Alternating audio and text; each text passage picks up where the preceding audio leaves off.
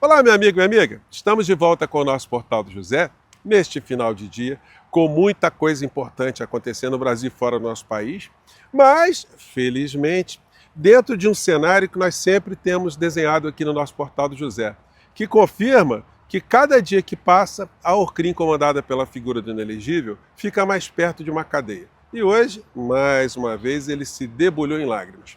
Num dia em que um ato do ministro Alexandre de Moraes, que nós comentamos aqui no nosso encontro anterior, também confirmou as nossas expectativas de que ele, como um grande enxadrista, um grande pugilista, um grande esgrimista, sei lá, um grande atleta, que mais do que uma força física tem que ter uma inteligência, tem que ter uma perspicácia para entender os movimentos do adversário.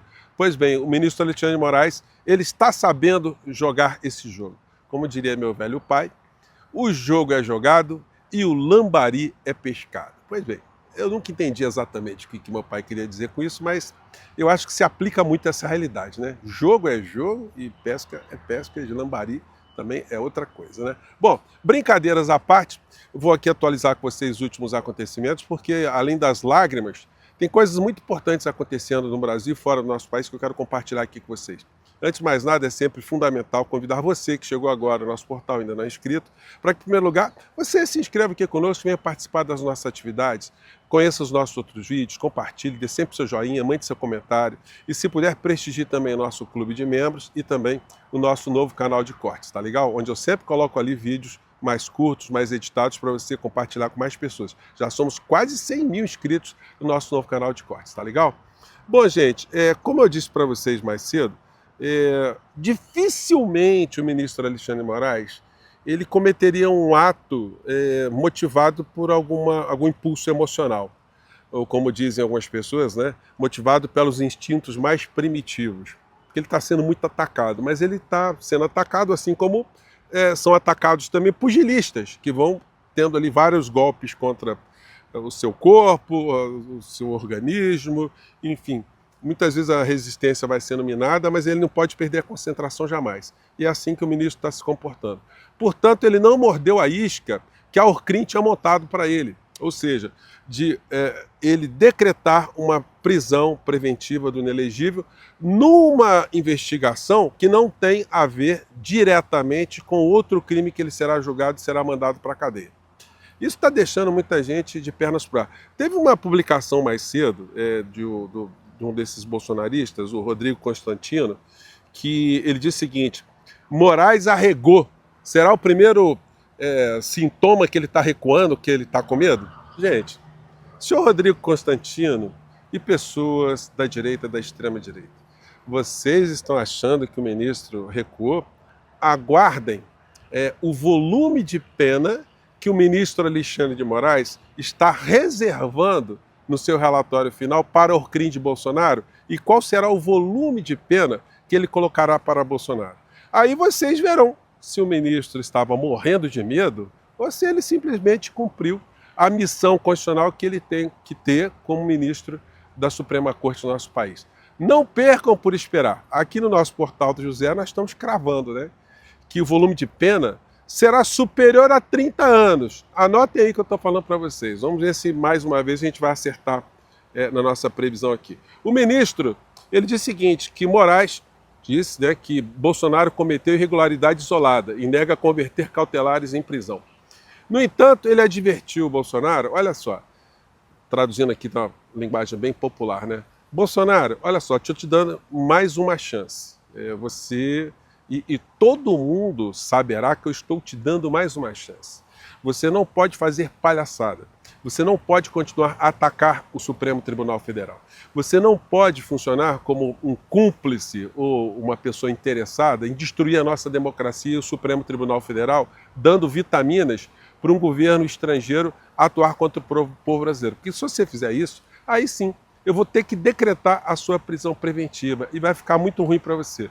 Então o recado foi dado. Não é por outra razão que logo após a decisão, o Bolsonaro ele foi para uma igreja, né? Aliás, enfim.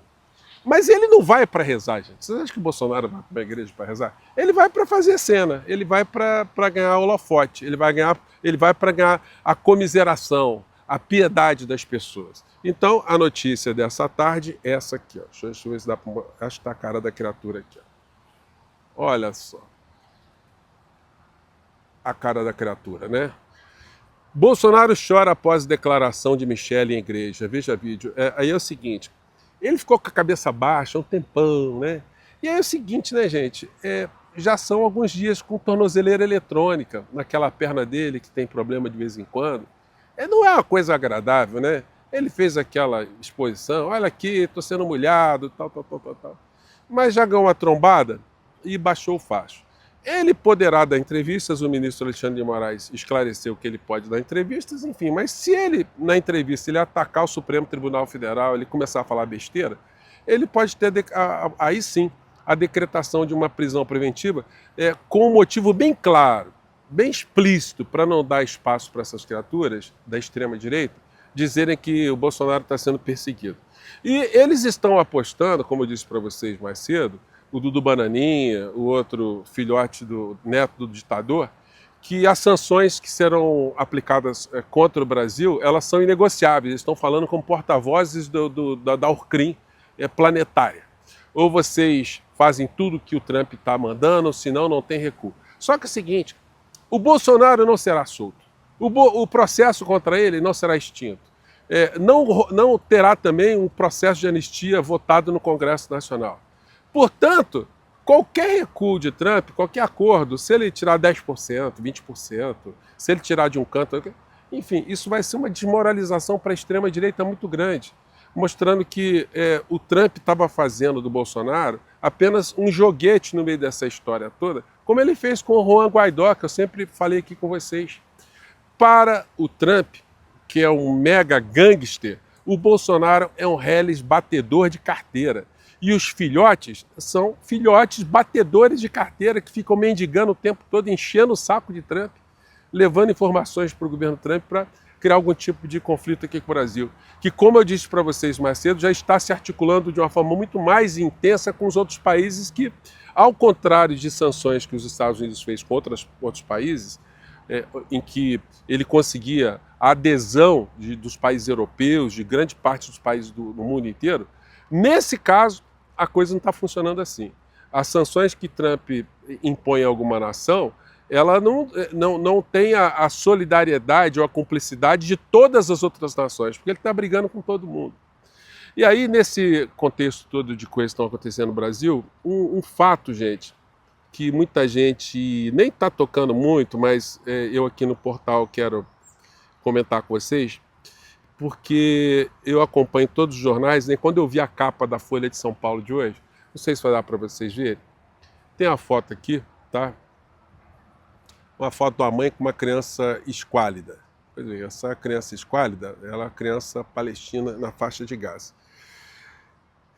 Centenas, milhares de pessoas estão passando fome na faixa de Gaza e as fotografias são dramáticas, gente. Eu poderia aqui mostrar para vocês, assim, ainda bem que eu estou aqui ao ar livre aqui, porque quando eu estou com o monitor grande atrás, né, tem muitas fotos aqui que eu poderia mostrar para vocês. Eu poderia ter mostrado mais cedo, mas eu falei, não vou fazer isso agora começando o dia, não, porque senão a gente já fica com o dia todo pesado. Mas a gente não pode deixar de protestar por esse genocídio, em função desse genocídio que está acontecendo na faixa de Gaza.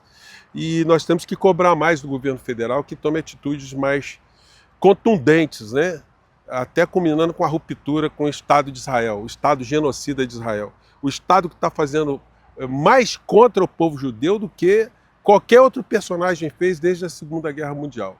O bigodinho lá da Segunda Guerra Mundial, ele fez muito contra o povo judeu, mas um judeu fazer o que o Netanyahu está fazendo com o povo judeu, porque esse genocídio é uma propaganda às avessas, né? É uma propaganda do inferno, a propaganda do mal, a propaganda do genocídio, da monstruosidade.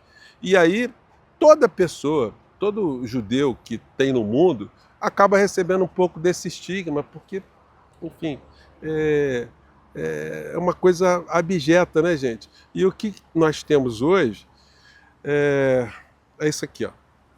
O Brasil está se alinhando a outras nações contra esse genocídio. Manchete aqui, diz que o Brasil vai aderir à ação na ONU que acusa Israel de genocídio contra o povo palestino. Embaixada contesta. A ação está sendo proposta pelo governo da África do Sul, porque eles sabem o que significa um genocídio, o que significa uma perseguição étnica, um apartheid.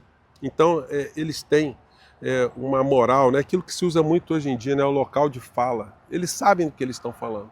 Agora, o Brasil que postulou, né, pela criação do Estado de Israel, tá nessa situação super complicada, né, que é um grande paradoxo, de contestar até a existência do Estado de Israel e reconhecer o Estado de Israel como uma nação soberana em função do que ela está se convertendo, numa máquina de morte, né? Aqui na coluna da Mônica Bergamo também tem desdobramento em relação a isso, né? Brasil anuncia entrada formal em ação contra Israel por genocídio. Então, gente, eu poderia mostrar aqui para vocês as fotos de Netanyahu, esse genocida, abraçado com Silas Malafaia, para a gente ver de quem essa extrema-direita se une. Bolsonaro com Netanyahu, Bolsonaro com bandeira de Israel, o senhor Tarcísio de Freitas com bandeira de Israel, o senhor Tarcísio de Freitas viajando para Israel para ficar fazendo lá salam aleikum, ficar bajulando Benjamin Netanyahu, que é o genocida conectado com Donald Trump, esse monstro que, nas suas monstruosidades, estão provocando um retrocesso humano, um retrocesso civilizatório que nenhum pensador, nenhum historiador, nenhum cientista político poderia imaginar. Então, está na hora da gente cobrar mais do governo Lula, uma coisa que é difícil, né? A ruptura de relações diplomáticas. Porque, por mais que o Estado seja um Estado criminoso, é sempre importante ainda ter algum tipo de conexão para tentar ajudar a salvar pessoas e tal. Mas não está dando para fazer nada pelos meios diplomáticos com essa gente que não respeita absolutamente nada. Esses criminosos, esses genocidas. E um canal como o nosso aqui não pode deixar passar essa coisa em brancas nuvens, não. Apesar de muitos amigos judeus, muitas pessoas que vêm aqui para o nosso canal, que confundem, acabam achando que quando nós falamos isso, nós estamos, de um certo modo, criando estigmas para o povo judeu, mas é muito importante a gente separar que povo é uma coisa, Estado é outra coisa. E comandar um Estado é outra coisa completamente diferente. Assim como Donald Trump, esse monstro imbecil, ele não representa a integralidade do povo americano. Tem muita gente dentro dos Estados Unidos que não aceita também o que Trump está fazendo. E que também joga suas forças para que essa coisa seja interrompida. Assim como muitos judeus em Israel, muitos judeus no mundo inteiro também usam suas energias para protestar e para dissuadir o governo genocida de Israel de fazer o que está fazendo contra o povo palestino. Bom, eu fico por aqui, gente. Um grande abraço. A luta continua e filas que andam. Xandão, siga firme aí. Um abraço. Tchau, gente.